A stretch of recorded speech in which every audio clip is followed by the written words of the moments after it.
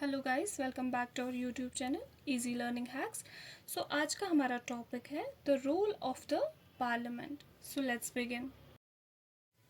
The parliament in our system has immense powers. हमारे system में जो पार्लियामेंट है उसके पास में बहुत पावर होती है, क्योंकि वहाँ जो लोग बैठते हैं वो लोगों के द्वारा इलेक्ट किए गए हैं। देखिए, लोग सुप्रीम होते हैं और वो कहाँ अपनी पावर का एक्सरसाइज कर रहे हैं? पार्लियामेंट में एक्सरसाइज कर रहे हैं। मतलब वो अपने रिप्रेजेंटेटिव्स को पार्लियामेंट में पहुंचा रहे हैं। तो इस सेंस में पार्लियामेंट जो है उसके पास सबसे ज़्यादा पावर्स है। क्यों है सबसे ज़्यादा पावर्स? क्योंकि they are the representative of the people. जैसा हमने पहले भी कहा, लोगों के पास इमेंस पावर होता है, तो वो लोगों के रिप्रेजेंटेटिव्स हैं, इसलिए पार्लियामेंट के पास सबसे ज़्यादा पावर होती है। हमारे ही रिप्रेजेंटेटिव्स पार्लियामेंट में जाके बैठते हैं। ठीक है।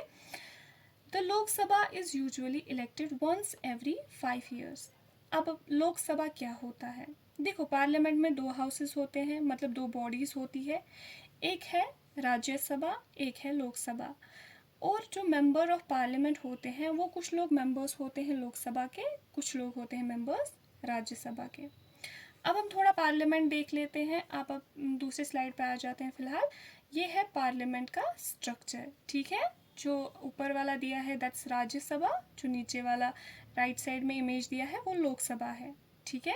हम ये कंटिन्यू करेंगे फिर से। पहले हम इसके बारे में थोड़ा सा जान लेंगे, पार्लियामेंट के बारे में। The parliament of India is the supreme law making institution. It has to houses, the Rajya Sabha and the Lok Sabha. मगर मतलब अगर कंट्री में कोई भी लॉ बनेगा तो वो लॉ कहाँ बनेगा? लॉ बनेगा पार्लियामेंट में। तो पार्लियामेंट के पास बहुत पावर होती है। दो हाउसेस होते हैं। ठीक है।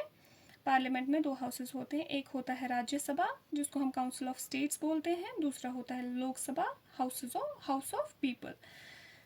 Rajya with a total strength of 245 members is chaired by the Vice President of India. Rajya Sabha जो काउंसिल ऑफ स्टेट्स कहा जाता है और उसमें स्ट्रेंथ है 245 मेंबर्स की, और इसके हेड होते हैं vice president of India. Rajya Sabha हम दूसरे वीडियो में डिस्कस करने ही वाले हैं, इसलिए हम राइट नाउ फोकस करेंगे लोकसभा पे। Lok Sabha house of people with a total membership of 545 members and is presided over by the speaker. Lok Sabha को हाउस ऑफ पीपल कहा जाता है क्योंकि इसमें डायरेक्ट इलेक्शन होता है। ठीक है। टोटल मेंबरशिप है 545 की, 543 प्लस 2 इसका स्प्लिट है, और स्पीकर होते हैं इनके हेड। वापस आते हैं। लोकसभा के इलेक्शंस होते हैं हर 5 साल में। ठीक है। यूजुअली, क्यों यूजुअली? मान लो इन 5 सालों में नो कॉन्फिडेंस मोशन के कारण गवर्नमेंट जो गिर जाती है तो फिर से इलेक्शंस हो सकते हैं। ठीक है। Country is divided into numerous constituencies. Country 545 constituencies में डिवाइड होती है। इस नंबर को हम स्प्लिट करते हैं 543 प्लस 2। देखो, हमारी कंट्री 543 कॉन्स्टिट्यूएंसीज में डिवाइडेड है। अब जो ये दो रहते हैं ये नॉमिनेट करता है इनको प्रेसिडेंट। ये किन में से नॉमिनेट होते हैं? एंग्लो इंडियंस में से, जिनके एंसेस्ट्री मिक्स्ड है, इंडियन और ब्रिटिश। ठीक है। इनको भी रिप्रेजेंटेशन मिलता है पार्लियामेंट में, और इनके लिए इलेक्शंस नहीं होते हैं। एज ए सेड, इनको प्रेसिडेंट नॉमिनेट करता है। अब देखो, 545 कॉन्स्टिट्यूएंसीज में कंट्री को डिवाइड किया है। अब होते हैं इलेक्शंस। तो इलेक्शंस होने पे क्या होता है? each of these constituencies elect one person to the parliament। मतलब हर कॉन्स्टिट्यूएंसी से एक लीडर इलेक्ट होके आएगा। इलेक्शंस में सारी पार्टीज के लोग पार्टिसिपेट करेंगे। देखो, हर कोई पार्टी, जो भी पार्टी है, जिसका भी नाम ले आप, वो हर कोई पार्टी इसमें पार्टिसिपेट करेगी। ठीक है। अब सब पार्टिसिपेट करेंगे तो सब तो जीतेंगे नहीं, जीतेगा एक ही इंसान, एक कॉन्स्टिट्यूएंसी से एक पर्सन जीतेगा। मतलब 545 कॉन्स्टिट्यूएंसी से एक एक लीडर आएगा।